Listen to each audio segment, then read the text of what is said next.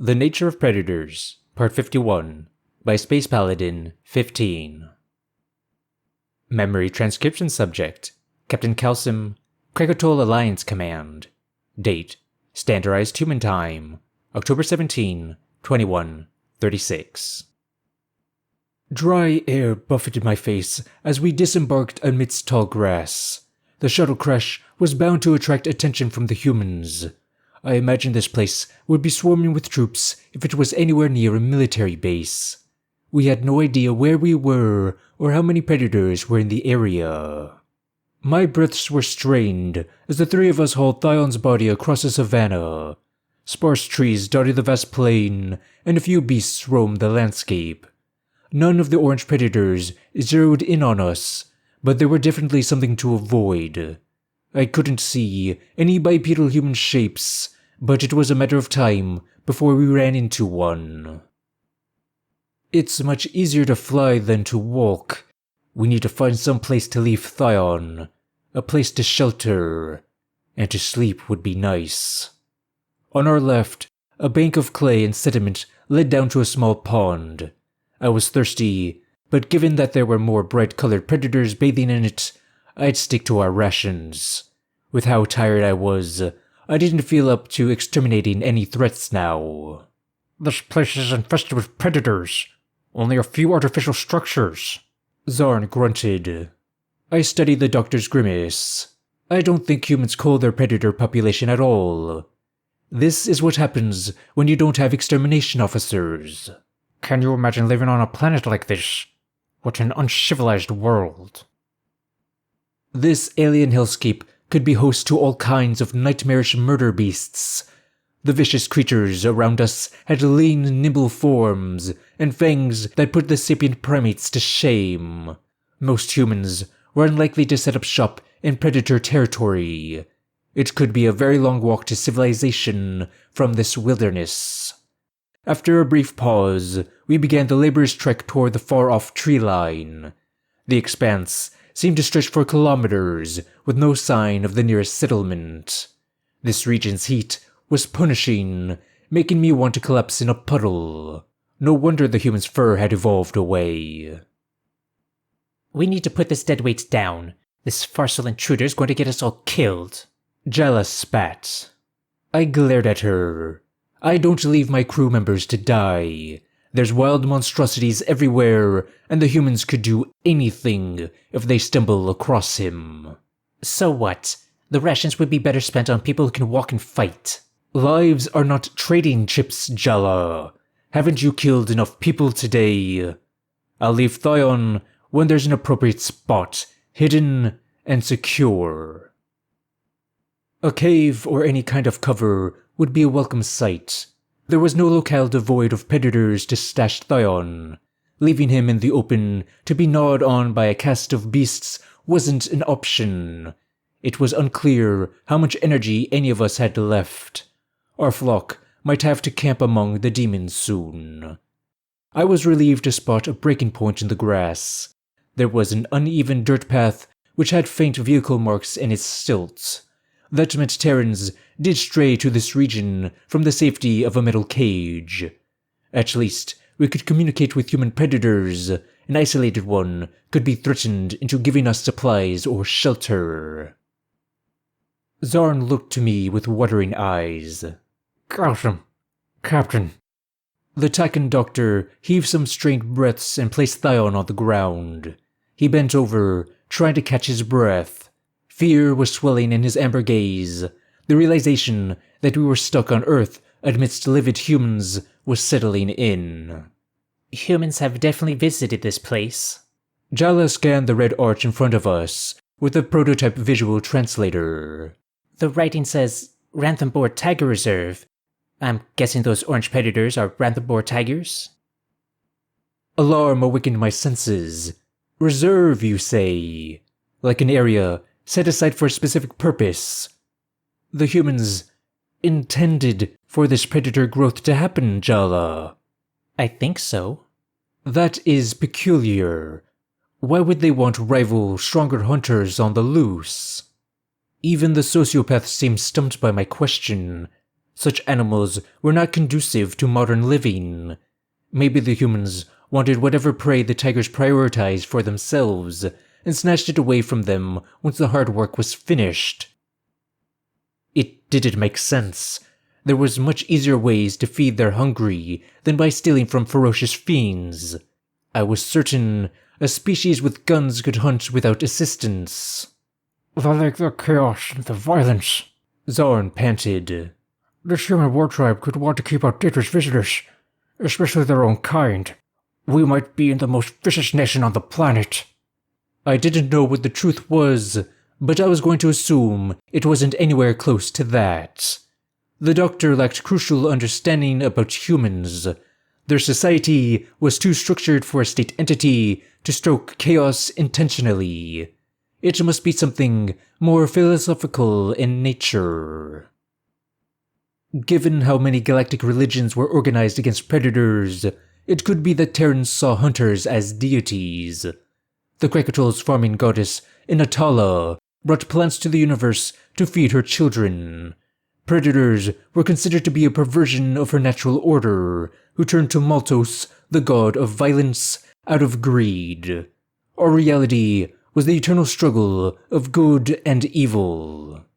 I strayed from the faith once I became an extermination officer. The priesthood had a way of twisting the goddess's teachings. None of it matched with their written beliefs. Maltos was an inhibitor of empathy, but merely an agent of destruction.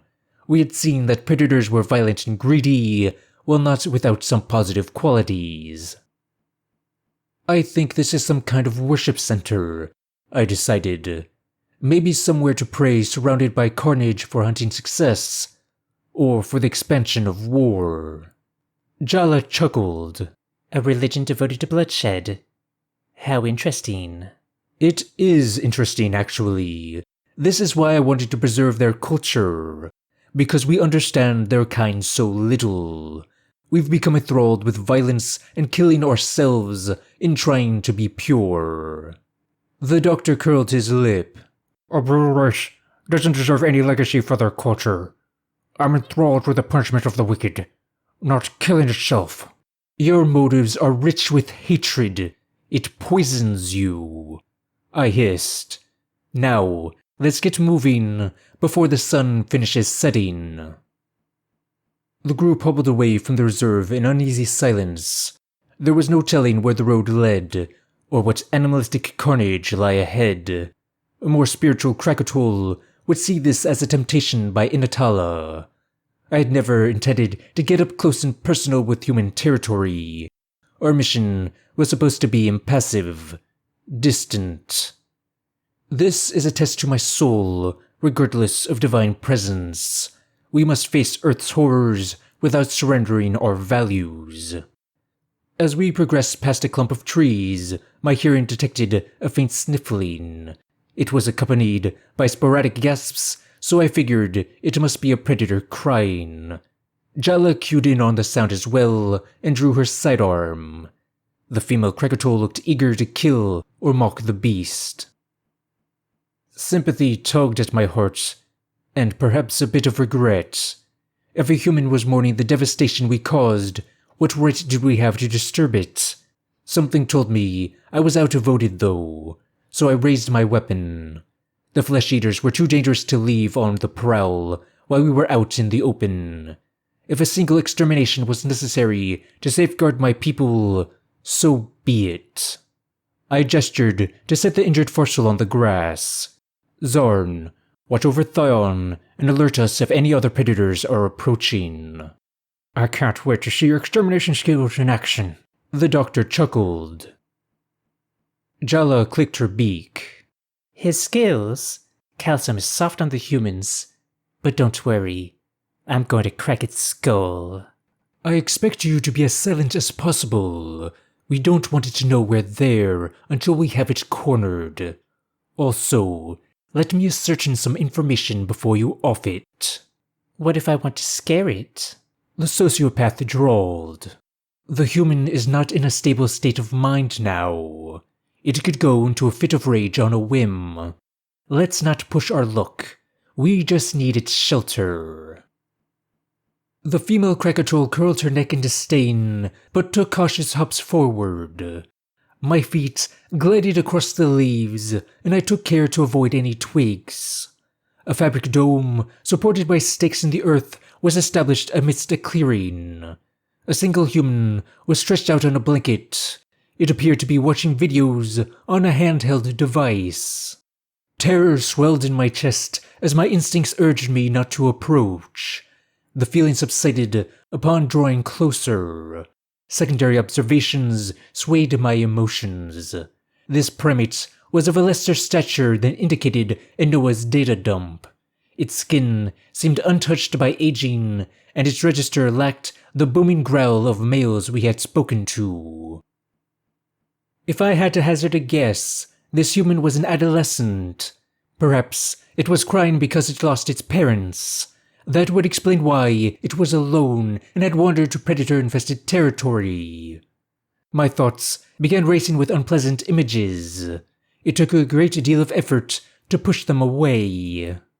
I stopped a few paces from its blanket, put the electronic device down, and slid it to me. Don't even try to alert any fellow beasts. The human startled and pointed its tear-stained eyes at me. Its lips parted with alarm. It flung the device toward me like it burned to the touch.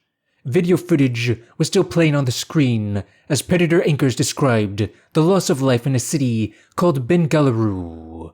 I wondered if that was the kid's home. Please, take whatever you want. Just leave me alone. It whined. That begging was rather unbecoming of a predator. Maybe it hadn't become desensitized to bloodshed yet. I focused my gun barrel, careful not to keep my grip too close to the trigger. We just want to talk, I lied. What's your name? The beast swallowed. Arjun? And your age? You don't look like a human adult. I'm 12. We're not grown-ups till we turn 18. Jala traced her gun barrel across its furless chin, snickering as it shied away. The fear in its gaze twisted my heart. The little beast still had years left of adolescence. It looked harmless, helpless even. I knew that was deceiving, but it still had an effect. Little predators become big predators and reproduce exponentially, my mentor's voice said in my head. I stared at the shaking primate. Hey, eyes on me, Arjun. Why are you out here? Dad thought it was a good place to hide. He said you wouldn't target the parks first. Arjun croaked. If this is the end of the world, we could spend the last day outdoors, together. Alright, I know humans care for their children. Where is your father now? My dad is a wildlife photographer. He wanted to get some animal shots with a space battle overhead. It'd be a damn good picture if you survive. The predator bobbed its head emphatically, and more tears streamed down its face. The kid's distress was apparent. It would be merciful if I limited the scope of my questions. I didn't want to prolong its suffering. Jala couldn't be allowed to botch the job or make a mess. Gosh, what if there was a way to curb a human's full-grown instincts? Pulling the trigger on Arjun, that extermination broke my heart already. It would grow into something terrible, but now it was innocent. It wanted its father. I struggled to steady my voice. You're doing great. Can you just tell me what this place is? We were curious about the predatory wildlife. National parks are like an animal sanctuary. We preserve species that are threatened or have lost their natural habitats. Why? Those orange tigers are menaces. They need children like you. Tigers don't bother you unless you bother them. They're majestic animals. Lots of people tour this place, and there's resorts, campsites, hiking. Disbelief flooded my veins at the idea that humans wanted to stay in such a dangerous venue. To think that the locals went out of their way to preserve monsters. Arjun's tone had been reverent, but not religious. Did predators find thrills in challenging superior counterparts. I cleared my throat. Thanks. That's all we need. Finally, the talking is over. So I can kill it? Jala trilled. Well, Its binocular eyes pleaded with me. No, I helped you. I stared at the colorful leaves on the ground, avoiding its gaze. The reds and oranges reminded me of a raging inferno sparking across a pool of gasoline. The little pups squealed through it all, and their frail silhouettes writhed in agony. I felt like I was watching my handiwork from the truck bed again. When they looked at you with those big eyes, you wanted to help. But you didn't. You wouldn't. I couldn't help but feel that our mission had been wrong. The thoughts of how the predators tugged at my talons playfully was still a vibrant memory. Looking at Arjun, it was impossible not to recall that first extermination. Younglings didn't deserve merciless death. Captain Cowsum, Jala squawked. I blinked. Leave the predator alive. It's not a threat. Not a threat. Zarn's voice made me startle as I found him looming over my shoulder. It's an offshoot of flesh-eating barbarians. What kind of extermination officer are you? Doctor, I told you to wait with Thaon. Well, I was worried you'd do exactly this, predator lover. Jala, you don't have to listen to him. Kill that thing. Arjun was curled up into a ball, shielding its head with an elbow. The female Krakatoa's eyes twitched, and I could sense her temptation. I had to reel in the rebellious sadists before I lost control. Admitting my actions were born from sympathy would be suicide. I'm no predator lover! How dare you! I roared, shoving my beak in Zorn's face. I'm a skilled extermination officer, while you're someone who sits on the sidelines. Talk is easy. The doctor stiffened. You just said. That thing is the only bargaining chip we have. Humans value their children, so keeping it as a prisoner is the logical choice. Maybe we can make them trade us a spaceship, food, medicine, you arrogant fool. The Takan gulped nervously and slunk back a few steps. He stole a glance at Arjun before swishing his tail in defeat. Jala also scrutinized my enraged form. I met her stare for several seconds, goading her on. She lowered her weapon. Using their kids against them. As a shield, maybe. I like it. I knew you would. I exhaled a silent breath of relief and turned to the doctor. Sedate this human Zarn, like you did with Marcel. Adjust for weight. I need sleep, and I can't watch a ravenous predator. The Takan nodded and filled the syringe with a light sedative dose. I watched which vial he grabbed, making sure it wasn't loaded with poison. The physician handed it over to me for administration. A quick jab plunged the needle into the human's neck. Hopefully, it was only a light pinch. It should knock Arjun out for a few hours. When I was rested and able to think again, I would be able to deal with the predator. There was no telling how long it would act obedient. The greater challenge would be restraining my companions from tormenting the child. We failed to eradicate the Earthlings, and its continued survival was simply an admission of failure. There was no reason for a stranded crew to dole out needless death.